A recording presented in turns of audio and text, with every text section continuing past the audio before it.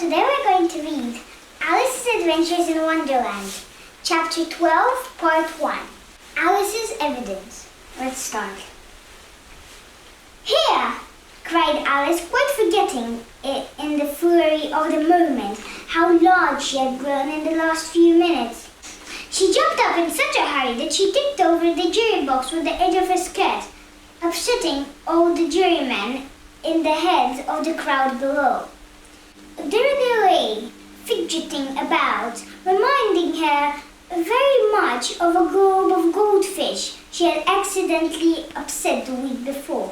"Oh, I beg your pardon," she exclaimed in a tone of great dismay, and began picking them up as quickly as she could, for the accident of the goldfish kept running in her head. And she had a sort of idea that they must be collected at once and put back into the jury box or they would die.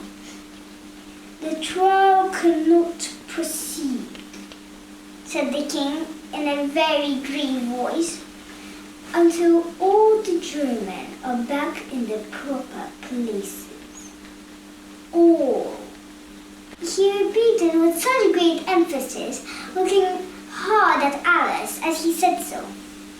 Alice looked at the jury box and saw that in her haste she had put the lizard in head downwards, and the poor little thing was waving its tail about in a melancholy sort of way, being quite unable to move. She soon got it out again and put it right. "Not that it signifies much," she says to herself.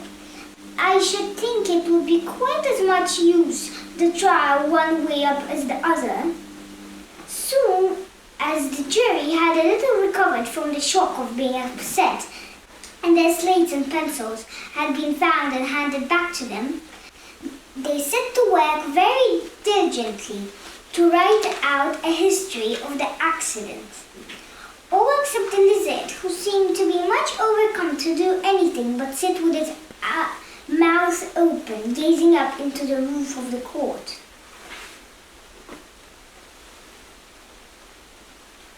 "What do you know about this business?" the king said to Alice.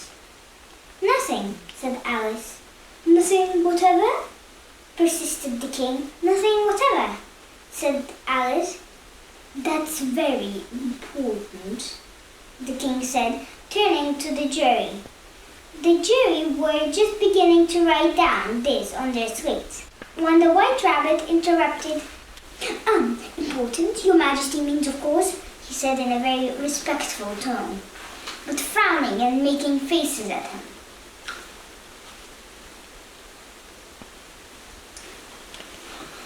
"Unimportant, of course I meant," said the king hastily, and went on to himself in an undertone. "Important, unimportant. Important, unimportant. Unimportant, important. Unimportant and important. Important." As if he were trying which word sounded best. Some of the jury wrote down important and some unimportant. Alice could see this, but she was near enough to look over their slates. "But this doesn't matter a bit," she said to herself. At this moment, the king, who had been for some time busily writing in his notebook, called out, "Silence!" and read from his book. "Rule 42. All persons more than a mile high to leave the court." Everybody looked at Alice. "I'm not a mile high," said Alice. "You are," said the king. "Nearly 2 miles high," added the queen. "Well, I shan't go at any rate," said Alice. "Besides, that's not a regular rule. You invented it just now." "It's the oldest rule in the book," the king said. "Then it ought to be number 1, you know," said Alice. The king turned pale and shut his notebook hastily. consider your verdict," he said to the jury in a low, trembling voice. "There's more evidence to come yet." "Please, Your Majesty," said the White Rabbit, jumping up in a great hurry. This paper has just been picked up." "What's in it?" said the Queen. "I haven't opened it yet," said the White Rabbit, "but it seems to be a letter written by the prisoner to somebody." "It must have been for that," said the King, "unless it were written to nobody, which isn't usual, you know." "Who is it directed to?"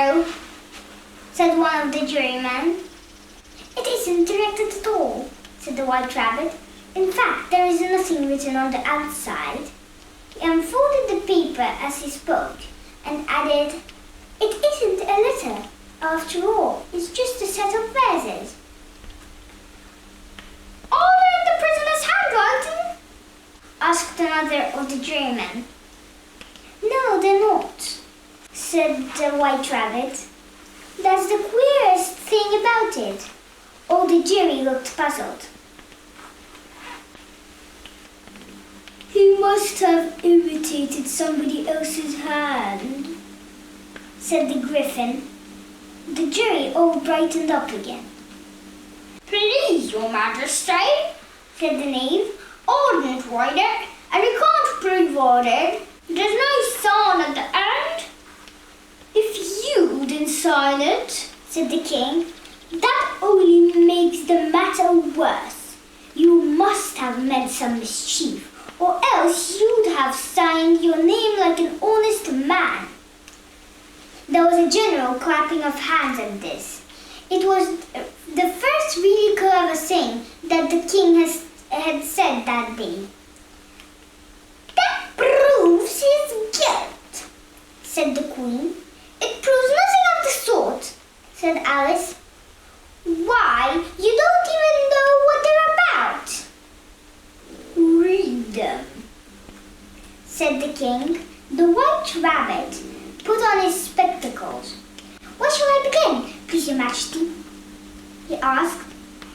"Begin at the beginning," the King said gravely, "and go on till you come to the end, and then stop." These were the verses the White Rabbit read.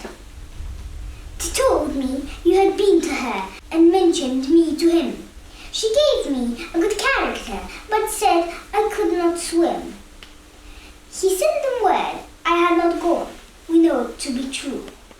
If she should push the matter on, what would become of you? I gave him one, they gave him two. You gave us three or more. They all returned from him to you, though they were mine before. If I or she could chance to be involved in this affair, he trusts to you to set them free exactly as we were. My notion was that you had been, before she had this fit, an obstacle that came between him, ourselves, and it. Don't let him know she liked them best, for this might ever be a secret kept from all the rest, between yourself and me.